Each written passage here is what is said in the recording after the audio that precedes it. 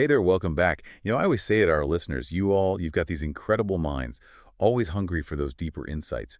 And that's exactly what we're diving into today, something I think you'll really connect with. Mm. How do we understand those moments we often label as failure, right? Those inevitable struggles we all face. And how do those actually play into, believe it or not, those big achievements, the breakthroughs we see in so many fields? It's almost like a hidden engine, isn't it?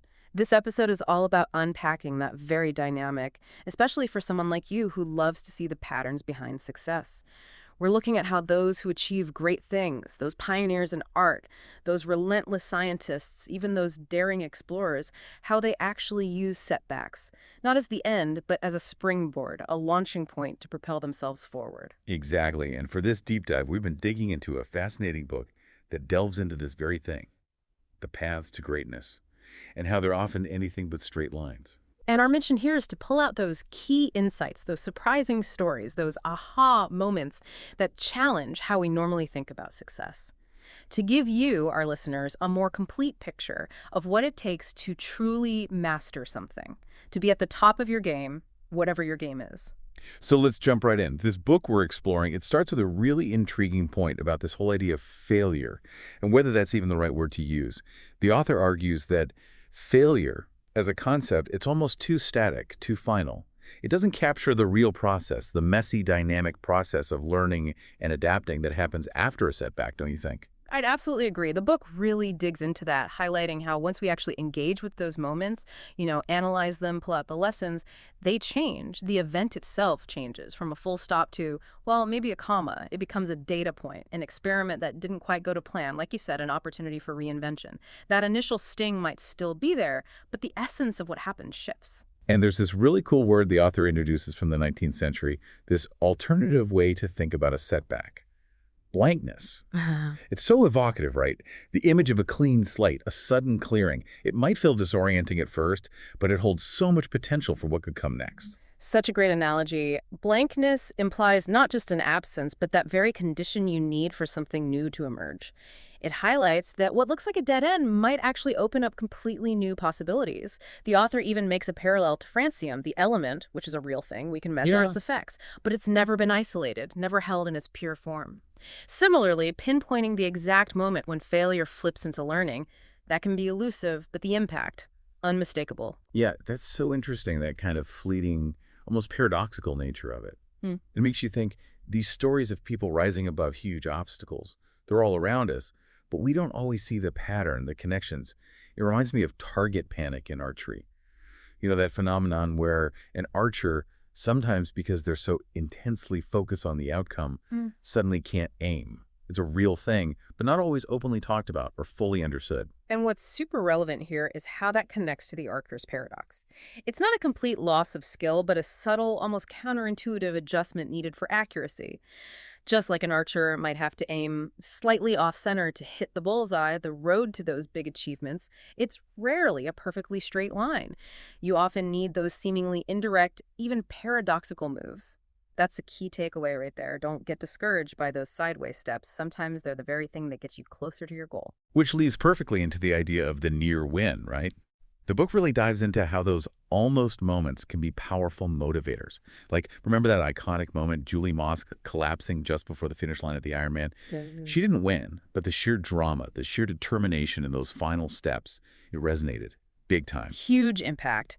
That near victory, those few seconds, it turned into a legendary moment. And get this, the book mentions that in the 3 years following that race, the number of people entering Ironman competitions, it doubled. It wasn't just the victory itself that inspired people, but that incredible display of resilience, that refusal to give up, even when facing defeat. Even Moss herself said that near win was pivotal, not a voice saying, you can't, but a persistent whisper urging her forward, despite the odds. It makes you think, right, about those moments we all have. Projects that almost came together, opportunities that slipped through our fingers. Maybe those near misses, they hold a power we haven't fully recognized. And this whole idea of the not quite goes even deeper when you look at artistic mastery. The book explores how even creators, people whose work is universally celebrated, often see their own achievements as unfinished, constantly evolving. Think of Faulkner. continuing to revise The Sound and the Fury long after it was first published. Or Cezanne, who felt like he'd die without ever having attained the supreme goal, which was to truly capture nature in his art. It's a fascinating truth. Even the greats, they're often driven by this continuous, sometimes even frustrating pursuit, driven by the gap between their vision and what they've created so far. And the way Cezanne connected with Fraunhofer, that artist in Balzac's The Unknown Masterpiece, it's so telling. This idea of an artist driven to destroy his own work because he can't quite reach that ideal of perfection, it's that Cezanne's doubt the book talks about. He saw himself in that fictional character, the one who could never quite achieve his vision, and it deeply affected him. He even identified with Fraunhofer in some of his self-portraits, labeling them as such. Then you have Michelangelo, who created the breathtaking Sistine Chapel ceiling, but complained about the immense physical and mental toll it took. He even wrote famously that his painting is dead. Even during the work on the flood, he ran into big problems with mildew and mold, even asking to be replaced on the project. You know, it's almost comforting to hear these giants of creativity expressing such dissatisfaction. It humanizes the process, right? It reminds us that even the pursuit of mastery is often messy, filled with frustration, and that feeling of never quite reaching our own aspirations. And that very feeling of not quite, it can actually fuel artistic development. Leonardo da Vinci talked about this with his idea of the gap. That space between an artist's vision and where their creation is at any given moment. The book explains how this gap becomes a driving force. Artists like Mel Chin, August Wilson, Ezra Pound, it pushes them to evolve, to explore new ways of expressing themselves. So that persistent feeling of wanting to complete something, that's your mind actively working to bridge that gap we talked about, to turn your vision into reality. Right, it makes sense. It's like that nagging feeling, that unresolved tension that keeps you going until you find a solution. And the book brings in the Zeigarnik effect here, which is that psychological phenomenon where our unconscious mind fixates on unfinished tasks until we finish them. Exactly. It's not just about a nagging feeling, it's the unconscious mind nudging the conscious mind, saying, how are you going to get this done? And once a plan is formed, that mental energy tied to the incompleteness, it can be released. This drive to reconcile our vision with what we've actually produced, it's a core part of creativity and problem solving. Now, the book also gets into this fascinating idea of the power of refusal. How sometimes choosing to ignore external criticism, to reject it outright, can be crucial for maintaining your artistic integrity. The way choreographer Paul Taylor handled the initial, let's just say, unconventional reception of his piece 7 New Dances is a great example of this. Unconventional is putting it mildly. The book talks about how a lot of the audience actually walked out during the performance. And the famous dance critic Louis Horst, his review was literally a blank space. It would have been easy to see that as a complete failure. Right, but Taylor stuck to his vision even when he had chances to go down a more traditional path, like with ballet. He had that inner compass, and he refused to be swayed by those overwhelmingly negative reactions. And the book makes the point that this wasn't just being stubborn, it was a deep commitment to his unique artistic truth. So we've talked about reframing setbacks, but now we're looking at how actively rejecting external pressure can be key to forging your own path.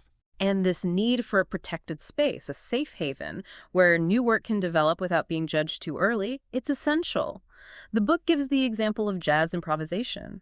Brain imaging research, actually, by Braun and Lim, has shown that when jazz musicians are deep in improvisation, the areas of their brains linked to self-criticism, they actually become less active.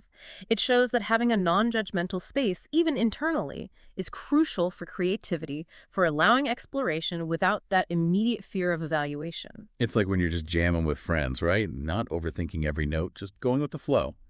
And even shielding our work from our own inner critic, that can be vital, like how August Wilson used to write on napkins because it felt less official. It let him bypass those internal censors, create that personal safe haven. This leads us nicely to another seemingly contradictory idea: surrender as a form of strength. The book looks at this through the experiences of Ben Saunders on his Arctic expeditions. Facing that relentless negative drift of the ice, where days of progress could be wiped out overnight by shifting flows, he had to learn to deeply surrender to forces beyond his control. We've covered internal and external factors influencing creativity, but now let's look at how sometimes letting go of control can actually lead to more progress. It's such a powerful image, right? Putting in all that effort, only to be pushed back by something you can't control. It requires a total shift in thinking, and the book connects this to Nietzsche's idea of amor fati, to love your fate, to embrace even the setbacks, to see them as necessary parts of your journey. It's not just passive acceptance, it's actively incorporating even the difficulties into your story, into your growth. Absolutely. It's about finding strength in acceptance. The book makes a great analogy to Aikido, that martial art focused on strategic non-resistance, skillfully learning to fall and get back up stronger. By yielding to the force of an attack, you can redirect it more effectively. Same thing with surrendering to the initial blow of a setback, it can pave the way for a better recovery, a more resilient comeback. And it's amazing how this idea of surrender can apply even to things like chronic pain. Sometimes resisting it actually makes it worse, while acceptance and relaxation can help the body heal. And look at Martin Luther King Jr. finding peace with his speech impediment, or Robert F. Kennedy drawing strength from Greek tragedy. Even deep personal struggles can be met with a kind of surrender that ultimately leads to inner strength. The book then moves on to the role of aesthetic force. These profound encounters with art and beauty, they can bypass our usual mental defenses and lead to deep personal transformations. Longinus talked about being transported through elevated language, and Tolstoy believed that art could achieve what pure logic couldn't. The story of Charles Black Jr. is such a powerful example. That moment when he heard Louis Armstrong as a young man, it changed his life. He described it as utter transcendence, and it set him on a path that led him to play a crucial role in the Brown v. Board of Education case. It's incredible how a purely aesthetic experience can have such profound ripple effects on society. And Frederick Douglass understood this. He talked about picture makers, the poets and reformers who inspire change by showing us the stark contrast between what is and what should be. Aesthetic force isn't just a nice distraction, it can be a powerful catalyst for change, both personally and for society as a whole. So let's talk about the hidden value that can be found in what might at first seem like a blind spot. The High Line in New York City, it's a brilliant example. They saw beauty and potential in something that had been neglected, deemed obsolete. It was beautiful refuse. I love that example.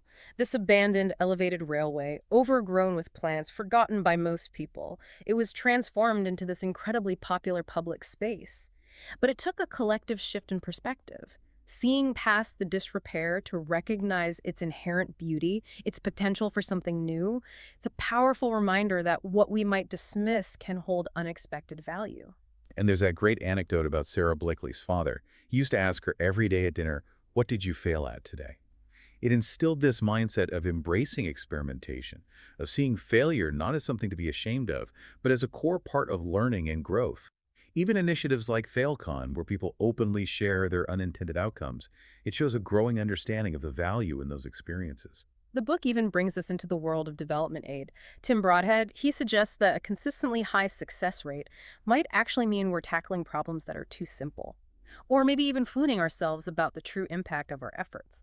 Real progress often means taking on complex challenges where unexpected outcomes, even what we might call failures, they're inevitable. And this idea of challenging conventional thinking, it leads us to the story of Franklin Leonard's Blacklist in Hollywood. What started as a simple email list of overlooked screenplays has become a huge force in the industry, shining a light on films like Juno and Lars and The Real Girl. What's so striking about The Blacklist is that it embraces the unconventional, even scripts that might be seen as bad or commercially unviable at first. The name itself is a play on the historical Hollywood blacklist, directly challenging the idea that black means something negative or to be avoided. It created this space for scripts that didn't fit the mold, highlighting the tension between what's perceived as bad and the power of originality. In Diablo Cody, after the huge success of Juno, she found something interesting. She realized that having almost unlimited freedom, that environment where every project she pitched got the green light, it wasn't actually helpful for her growth, even for her well-being. It shows that sometimes a little bit of struggle, those obstacles we need to overcome, they can be more beneficial in the long run. It ties in with the Asch conformity experiment and the research done by Burns using fMRI. These studies show how strongly group opinion can influence our individual judgment and how our brains react when we encounter dissenting viewpoints. It takes real courage to stick with an unconventional idea when everyone else is telling you to conform. And platforms like the Blacklist, they offer a space that can help mitigate that pressure. Okay, let's shift gears a bit and talk about the deliberate amateur and the critical role of play in driving innovation. The Nobel Prize-winning work on graphene by Andrei Geim and Konstantin Novoselov is a perfect example. Their famous Friday night experiments, These lighthearted explorations of often outlandish ideas, they actually led to a groundbreaking discovery. Their whole philosophy was grazing shallow, venturing into unfamiliar areas without getting bogged down by established expertise. By approaching science with a playful, almost childlike curiosity, with that non-expert mindset, they were able to see possibilities that others, those deeply entrenched in the field, might have missed. Gaim even said he's more interested in search than research. And the book makes it clear that this playfulness, it's not just a fun distraction, it's a vital part of scientific discovery and innovation in any field. Like Antanas Mockus, the mayor of Bogota, using mimes to address traffic violations. Or Project Platypus at Mattel, which was specifically designed to encourage innovation through a playful, informal environment. And research by Dunbar on the high failure rate in scientific experiments, it shows how important it is to stay open to unexpected findings. Not to dismiss something just because it seems whimsical or off topic. It's about having the mental agility to recognize potential breakthroughs even when they don't align with our initial hypotheses. Finally, we need to talk about grit. The book defines grit as sustained passion and perseverance for long-term goals.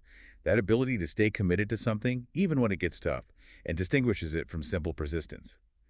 And it's fascinating that grit isn't necessarily tied to intelligence or IQ. Angela Duckworth's own journey is so insightful here. She realized she lacked grit before she even started her research on it. She learned that consistent, focused hard work directed towards a specific long-term goal, that's what leads to significant achievements. And initiatives like Drew Gilpin Faust's call to make it safer to fail at Harvard and their Success Failure Project, it shows a growing awareness of how vital setbacks are in developing true grit. I was also really struck by the Finnish concept of sisu. It's this deep-seated stoic bravery, this unwavering endurance in the face of extreme adversity. It's that legendary inner strength that lets people push through seemingly impossible challenges. But the book makes a crucial point. True grit isn't just about blindly pushing forward. It's also about knowing when to strategically exert effort and when to recognize diminishing returns and pull back. The CRIT process in art education, where students get feedback on their work, it's presented as a valuable way to develop this nimble grit, the ability to learn and adapt based on critical evaluation. And it all circles back to the example of Samuel Morse. His initial artistic ambitions, his dedication to painting, despite early setbacks and public indifference, they actually laid the groundwork for his invention of the telegraph. And Mischel's reflection that he might have become a painter if given another chance, it emphasizes how interconnected seemingly separate fields can be and how fundamentally important this resilient spirit is. So as we wrap up this deep dive, the key takeaway for you, our brilliant listeners, is this. The path to true mastery, to achieving something truly meaningful, it's rarely a straight line. It's full of detours, what we might initially perceive as failures, and a willingness to embrace the almost and learn from the not yet. Absolutely. Understanding this, seeing the potential in setbacks, and actively cultivating that resilient spirit can give you a much deeper and ultimately more effective approach to your own pursuits, whatever they may be. Think about the blank spaces in your own life, those apparent setbacks. What hidden potential, what spring might they hold? Take a moment to think about a time when you learned more from a difficult struggle than from an easy success. And we encourage you to keep exploring these themes in your own experiences in the world around you. Until next time, keep those brilliant minds engaged and keep questioning.